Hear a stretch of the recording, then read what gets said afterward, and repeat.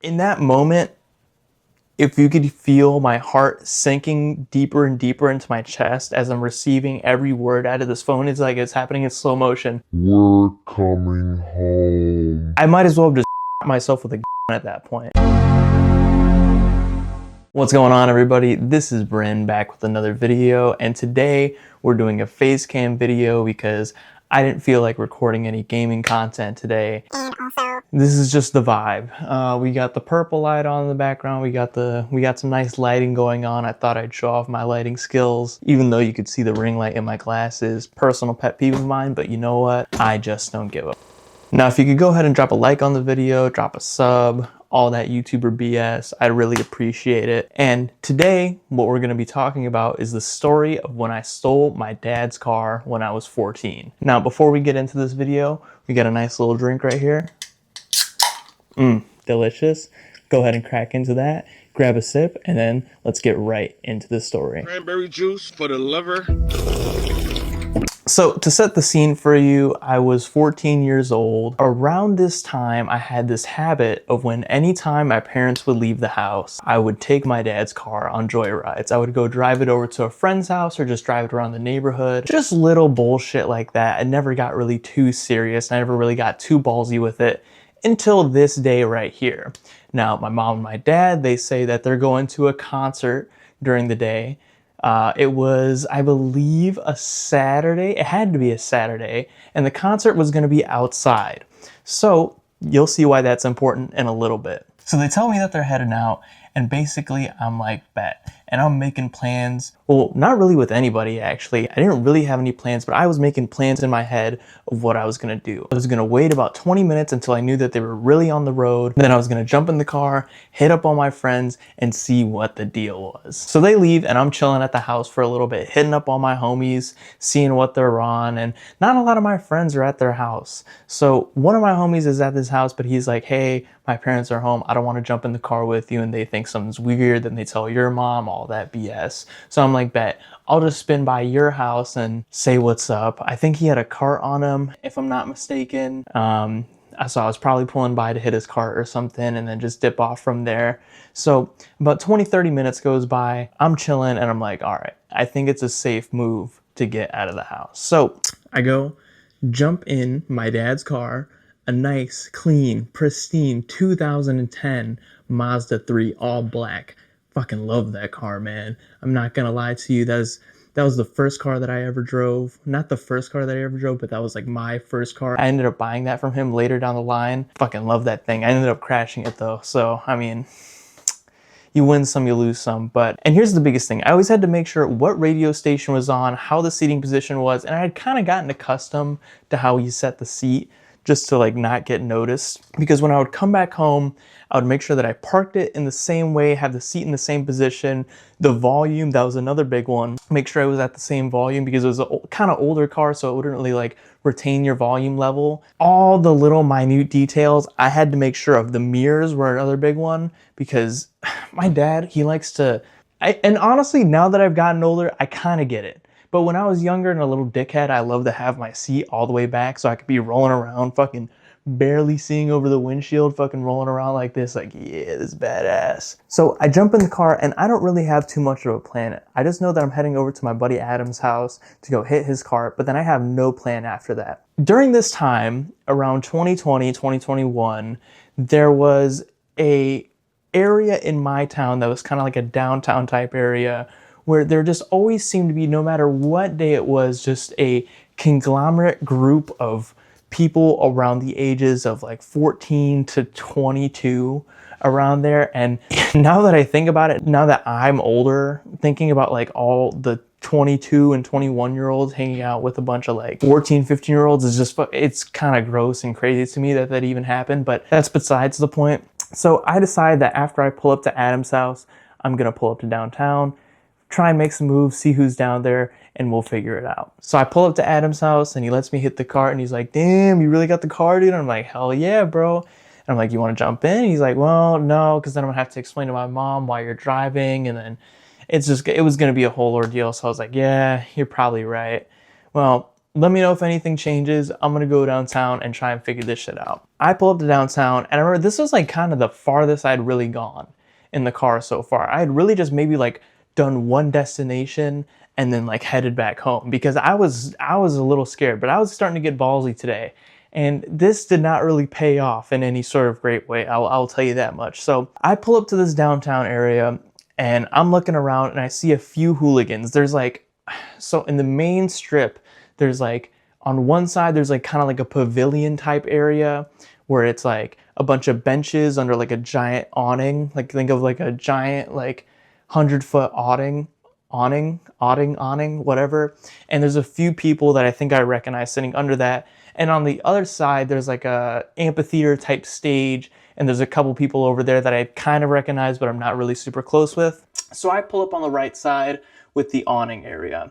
And under that awning area are these three delinquents that I have no clue what happened to these guys nowadays. I don't know where the fuck they're at in life, but I was 14 at the time. They were maybe 17, 18-ish, around there. They were definitely already in their junior, senior year of high school when I was in freshman year, so quite a bit older, to say the least. So I pull up on them and I jump out the car and they're like, oh, what's up? I go and dap them up and everything, and they're like, damn, when you've had a car you could drive? And I'm like, yup. I didn't even try explaining it to them. I was just like, yup, I've had a car, I could drive. They're like, oh, bet. We should go take a spin in that thing. I'm like, yeah, maybe in a little bit, I'm down. Do you guys have any carts or anything on you? Do you guys got any bud? And so they're like, yeah, we got a little pre-roll, whatever, we could go smoke over here. And so we go behind this like awning area. There was like, in the back part, there was like bathrooms, and then there's like an alleyway between where the bathrooms are and like where restaurants are. So like we go behind these little dumpsters, smoke this little like 0.5 gram joint. Nothing crazy, but back then to me, that had me fried up my ass. So after that, I'm feeling pretty good. I'm feeling pretty ballsy, and I'm like, yo, who here is hungry? And they're like, oh, I could eat. Yeah. I have them jump all in the car, and I'm like, all right, what y'all want to get? They're like, Burger King. I'm like, okay, hell yeah, I'm down. We're whipping it over to Burger King, and I got music bumping. It's a good time. It's like autumn going into winter kind of, but not like one of those last like really warm days where the sun is beaming down, but it's not like, it's still got that like cool kind of crisp air coming through. So I got like the sunroof popped open, I got my windows down, and I'm like, yeah, this is badass, man. I'm driving around with fucking two of my homies. This shit is pretty badass. And I didn't give these people names, so Ariana will be one of them, and Landon. Ariana and Landon, they were a couple, so those were the two people with me. So I'm driving around with these motherfuckers, and I'm like, yeah, let's go pull up to Burger King, whatever, woo woo woo. As I'm pulling into Burger King, I get a call from my mom, and I'm like, I kind of freeze, and I'm like, whoa, hold on, what the fuck is going on here? So I disconnect my phone from the Bluetooth, and I'm telling them like, yo, shut the fuck up, my mom's calling me. I pull into a parking spot in the Burger King, and I answer my phone. I'm like, hello? And they're like, hey, so basically, the concert, we ended up not deciding to go through with it. The other people that we were pulling up with didn't want to go, so we ended up just forfeiting our tickets. It wasn't that crazy. So we're actually about like 20 minutes away from the house. Just wanted to know if you wanted anything from McDonald's. In that moment, if you could feel my heart sinking deeper and deeper into my chest as I'm receiving every word out of this phone, it's like it's happening in slow motion. We're coming home. I might as well have just myself with a at that point. I hear this, and I'm trying my best to like compose myself and basically be like, oh no, I'm all good. Like, don't even worry about it. And now I'm thinking, all right, what the hell do I do? Do I just like leave these guys here and just drive straight home? Do I just like fold right now instantly and be like, I took the car, I'm so sorry, I took the car, I didn't know what to do, I'm scared. I'm thinking, what the hell do I do? But I'm thinking, okay, as they're saying that, I'm thinking, okay, they got 20 minutes till they're back home, plus they're stopping at McDonald's. That's more than enough time.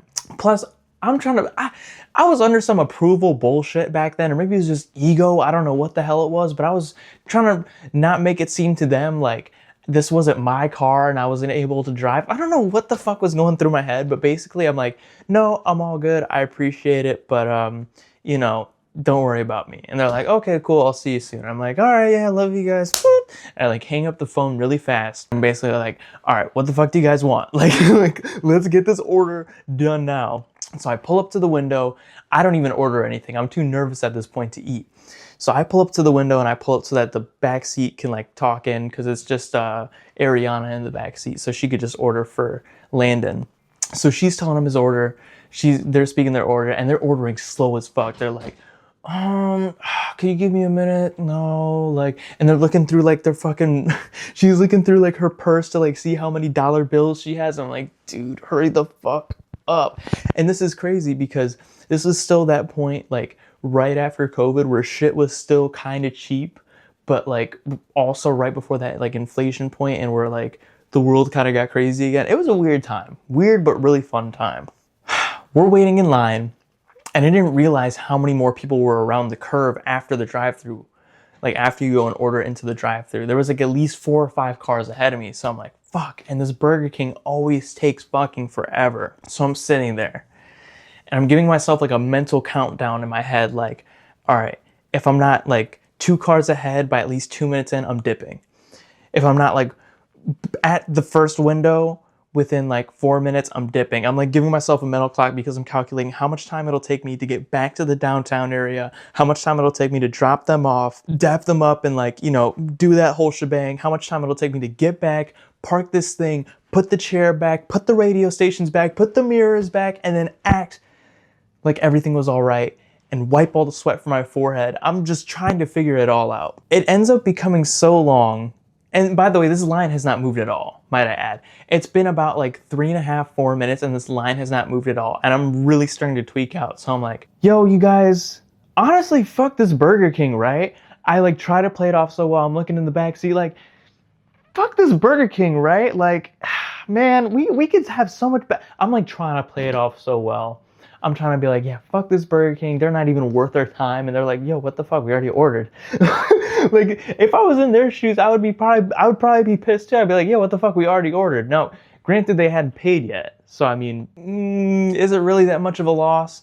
At least in my head. So I'm like, you know what? Honestly, fuck this Burger King, y'all. This shit is taking way too long. I'm gonna just go drop y'all back off. I gotta get some shit done. This probably sounded sketchy as fuck. They're probably thinking, what the fuck? What is wrong? This dude's tweaking. They're probably thinking, damn, that little 0.5 had him acting this bad. So I start whipping it back. And now all of a sudden the paranoia kicks in because now I don't have a license. I don't have a permit. This car's not registered to me or my name. I'm driving around with 2 people. I'm stoned. This is like the worst case scenario. So I'm driving around just like trying to be as careful as possible, but also like go just above the speed limit so that I won't like get there slow as fuck, but also won't get pulled over at the same time. So I make it back to the downtown area in like 7 minutes. And I'm like, all right, 7 minutes flat. They probably just left McDonald's now. Depending on where they are, that gives me about 15 minutes to get home, get this thing parked. And it took me about 10 minutes to get home. 10 to 12-ish minutes to get home, depending on like how bad the roads were. So I don't even bother with all the fucking camaraderie. I'm just like, all right, yo, I gotta dip. Peace out, y'all. And I'm like, hey, make sure you guys get all your shit out of the car. So I'm like, okay. And that was gonna be the downfall of me. But I didn't quite know just yet. I didn't know just quite yet. Start whipping it home.